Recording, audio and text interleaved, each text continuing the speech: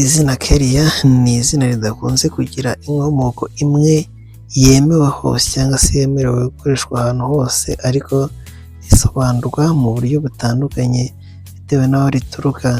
Mu Cyongereza rifatwa nk'ihinduriro rya Kelly cyangwa se Kelly nibyo biza guhinduka bikavamo Kellia, kandi iri Kelly rikaba risobanura umurwanyi cyangwa se umuntu ufite ubutwari.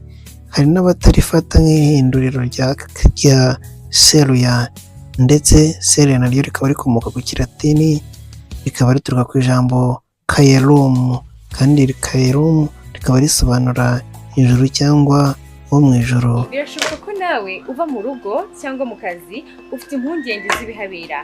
Fata umujura, got you covered. Iyi ni smart wifi camera, ariko mbere yo kunyibabwiraho namenyesha ko dufite n'izindi kamera z'ubwoko bwose butandukanye, harimo n'iz'imigozi ndetse n'abatekinisiye b'inzobere babigize umwuga. Dore impamvu uhitamo iyi kamera: ifite amaso abiri, iryo hejuru n'iryo hasi.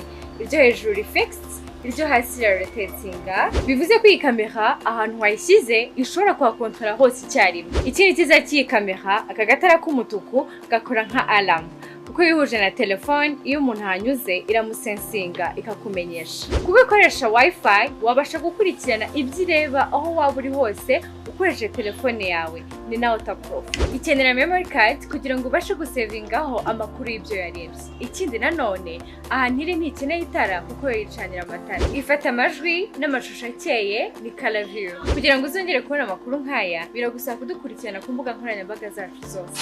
Anyway, welcome y'all. Tubanje kubasuhuza tubifuriza amahoro y'Imana, yanirwa ndetse n'imigisha n'ihirwe, tubabwira ngo mugire ibihe byiza. Tunarushaho gusuhuza abantu bose. Uyu munsi tugiye gusobanura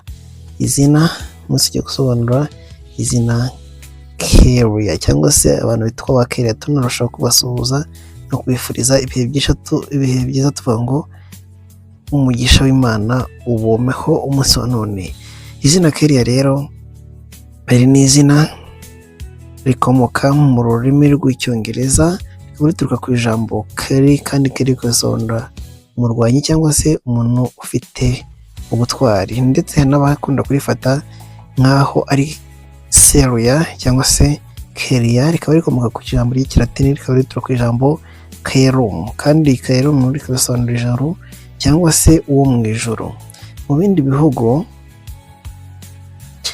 bindi bihugu Kellia rikoreshwa nk'izina ry'umukobwa, risobanura ubwiza, ubuntu cyangwa se umucyo. Nubwo ibyo biterwa n'umuco ndetse n'ururimi muri rusange, Kellia ni izina ryiza kandi rifitanye isano n'ibitekerezo by'ubutwari, ubwiza ndetse n'icyizere. Izina Kellia ni rifite urutonde ruzwi cyane rw'ibiranga umuntu mu buryo bwa siyansi cyangwa se amategeko yemewe, ariko mu busobanuro bw'amazina no mu migenzo imwe n'imwe abantu baryitwa bakunze gusobanurwa muri ubu buryo bukurikira. Dore kandi imico ikunze guhabwa cyangwa se kurangwa ku bantu bose bafite iri zina Kellia. Kellia ni umunyabuntu kandi ugira impuhwe, akunda amahoro ndetse no kubana neza n'abandi, agira icyizere kandi akunda kugeza ndetse no kugera ku ntego ze yihaye. Kellia ashobora kuba umunyabugeni cyangwa se ugira impano yo guhanga udushya, akunda gufasha ndetse no gutanga inama nziza. Dore kandi ibyamamare byitwa iri zina ndetse cyangwa se byaranzweho iri zina Kellia. Izina Kellia ntirizwi cyane mu rwego mpuzamahanga, bityo nta byamamare byinshi bizwi cyane byitiriwe cyangwa se byakwitirirwa izina Kellia. Hari abantu barikoresha ku mbuga nkoranyambaga no mu buhanzi, ariko nta muntu uzwi ku rwego rw'isi hose ufite iri zina mu buryo ryahita rimenyekana. Ni byiza kumenya ko imico ivugwa ku mazina ari imyemerere cyangwa se ibisobanuro by'umuco, si ikintu gishingiye ku bimenyetso bya siyansi. Umuntu wese yihitiramo ndetse no guteza imbere imico ye atitawe ku izina yitwa. Turi muri kiganiro hamwe, nitwa Silas Mega. Ni mu cyumba cyakuri mu tuyobora wacu wa YouTube Silas Mega Entertainment.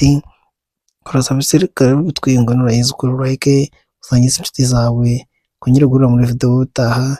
Niba nawe ufite izina wabasha kutugusobanurira, wandikira hagenda ibitekerezo muri comment, tuzaguheraho tugusubiza. Ibiganiro byacu n'inkuru zacu nagaruka. Ciao ciao.